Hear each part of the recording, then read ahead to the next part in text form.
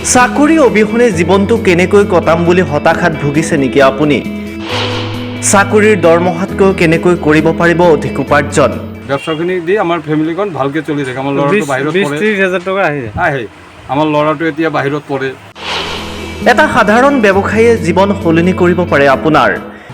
তাৰ পিছত আৰু 60,000 টকা ল'লোঁ আৰু পিছত আৰু এনেকৈ বঢ়াই 1 লাখ ল'লোঁ। তাৰ পিছত 1.5 লাখ, এতিয়া আৰু 2 লাখ টকা লৈ মই বন্ধন বেংকৰ পৰা দোকানখিনি চলাই আছোঁ।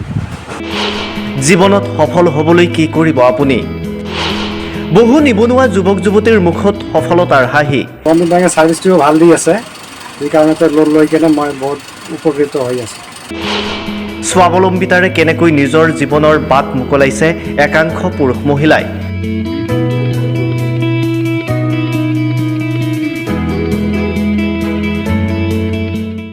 এই প্ৰতিবেদন কেৱল আপোনাৰ বাবে। এই প্ৰতিবেদনতে আপোনাক কম সফলতাৰ অন্য এক অধ্যায়, কিয়নো বন্ধন বেংকে দিছে আত্মসংস্থাপনৰ বাট। আপোনাৰ লগতে আন 10 জনৰ ভৱিষ্যতৰ কথা চিন্তা কৰি বন্ধনে আগবঢ়াইছে বন্ধুত্বৰ হাত। আজি আমি আহিছোঁ ধুবুৰী জিলাৰ আগমনী বন্ধন বেংক শাখালৈ, কিয়নো এই অঞ্চলৰ যিসকল নিবনুৱা যুৱক যুৱতী আছে তেওঁলোকে এতিয়া স্বাৱলম্বিতাৰ পথ নিজেই মুকলি কৰি সুখ শান্তিৰে অভাৱ নোহোৱাকৈ দিন কটাইছে, লগতে সুন্দৰকৈ পোহপাল দিছে নিজৰ পৰিয়াল। এইসকল পুৰুষ মহিলাৰ মুখত হাঁহি বিৰিঙাবলৈ সক্ষম হৈছে কেৱল আৰু কেৱল একমাত্ৰ বন্ধন বেংকে। বন্ধন বেংকৰ ঋণেৰে ব্যৱসায় কৰি সফল হৈছে ৰাজ্যৰ বহু পুৰুষ মহিলা। তাৰেই সমান্তৰালভাৱে ধুবুৰী জিলাৰ আগমনীৰ বিভিন্নজনে বন্ধন বেংকৰ ঋণেৰে ব্যৱসায় কৰি সফলতাৰ বাট মুকলি কৰিছে।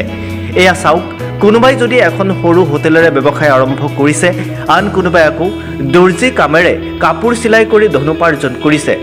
শূন্যৰ পৰা স্বাৱলম্বী হোৱা এনে বহু পুৰুষ মহিলা স্বাৱলম্বী হোৱাৰ আঁৰৰ কাহিনী আজি ডি টাইমৰ এই প্ৰতিবেদনত।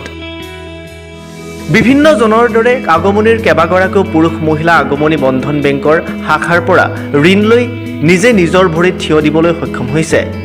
প্ৰথমে কিছুমানে 3,000, কিছুমানে 20,000 টকাৰ ঋণ লৈ আৰম্ভ কৰিছে ক্ষুদ্ৰ দোকান, আৰু এই দোকানৰ পৰাই তেওঁলোকৰ ঘৰ চলে। এনেদৰে তেওঁ লোন বৃদ্ধি কৰি পাছলৈ তেওঁ সেই ক্ষুদ্ৰ দোকানখন নিৰ্মাণ কৰি এখন ডাঙৰ দোকান বনাবলৈ সক্ষম হ'ল। কালদুৱা গাঁৱৰ এজন যুৱক, নাম অৰূপ কুমাৰ চহা। আগমনী বন্ধন বেংক শাখাৰ পৰা ঋণ লৈ এখন দোকানেৰে আৰম্ভ কৰিছিল ক্ষুদ্ৰ ব্যৱসায়, আৰু এতিয়া অৰূপ কুমাৰ চহা 3খন দোকানৰ মালিক হৈ 30,000 পৰা 40,000 টকা আয় কৰি সফলতাৰ মুখ দেখিছে অৰূপে। আমাৰ ঘৰটো হৈছে কালদুৱা 2য় খণ্ডত, PS আগমনী, জিলা ধুবুৰী, আসাম। আমি বন্ধন বেংকৰ পৰা ফাৰ্ষ্ট টাইমত লৈছিলোঁ 30,000 টকা। তাৰ পিছত আৰু 60,000 টকা ল'লোঁ, আৰু পিছত আৰু এনেকৈ বঢ়াই 1 লাখ ল'লোঁ। তাৰপিছত 1.5 লাখ, এতিয়া আৰু 2 লাখ টকা লৈ মই বন্ধন বেংকৰ পৰা দোকানখিনি চলাই আছোঁ। এতিয়া আমি বন্ধন বেংকৰ পৰা লোনখিনি লৈ আমি উপকৃত হৈছোঁ। আমাৰ ব্যৱসায়টো ডেভেলপ হৈছে, ধীৰে ধীৰে আগবাঢ়ি গৈ আছে। আৰু এতিয়া আমি বন্ধন বেংকৰ পৰা যাতে বেছি ঋণ ল'ব পাৰোঁ, সেইকাৰণে আমি বন্ধন কৰ্তৃপক্ষক আমি আবেদন জনাম। আৰু সিহঁতে আমাৰ লগত যেনেকৈ লেনদেন কৰিছে তেওঁলোকেও ক'ব পাৰিব যে আমাৰ লেনদেনত কোনো গাফিলতি নাই। টাইম টু টাইম আমাৰ একাউণ্টৰ পৰা পইচা সিহঁতে লৈ লয়।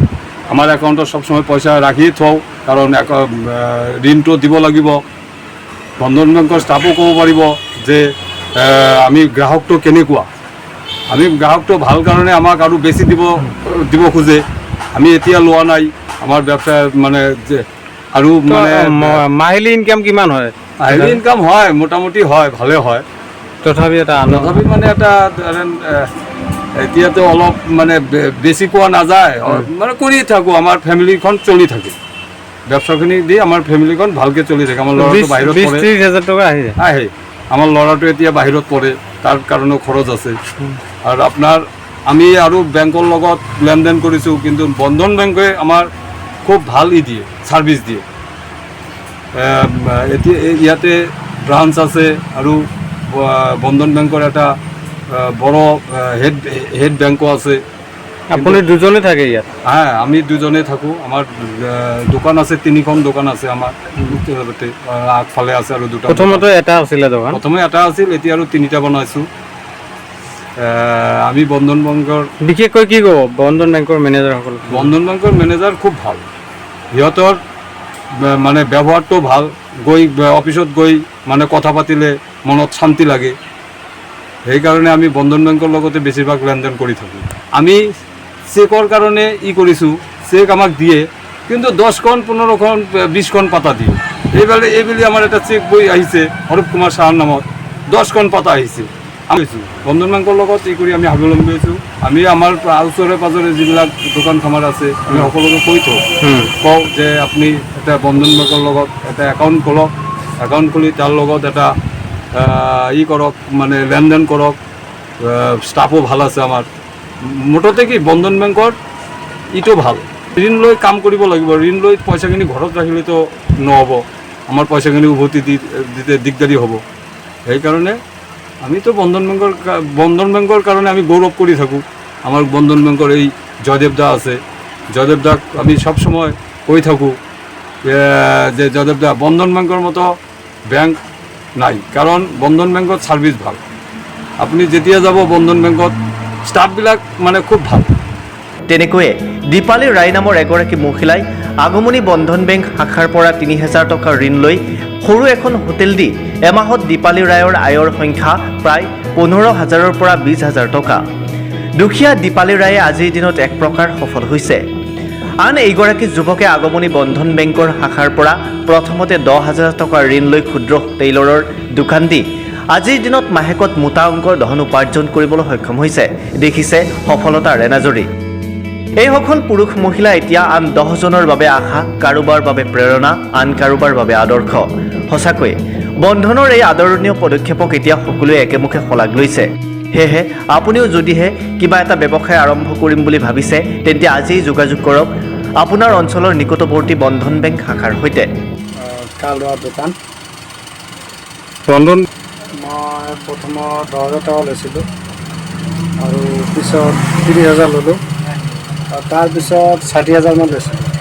60,000 বন্ধু হয়, ইহঁতৰ পৰা মানে লোন নি কেনে লাহে লাহে শোধ কৰি আছোঁ আৰু ব্যৱসায়খিনিও মোৰ ভালে চলি আছে।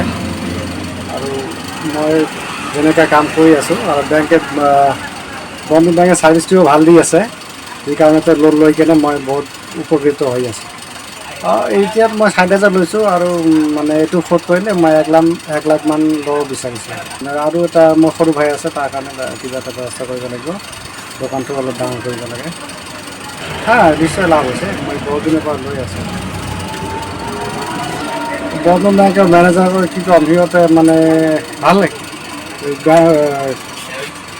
ৰেচপন্স ভালে দিয়ে আৰু ষ্টাফবিলাকো ভাল। মাহত হয় 15-20 হাজাৰ মান। আগমনীৰ পৰা ওমৰ ফাৰুক শ্বেখৰ ৰিপোৰ্ট, দি টাইম।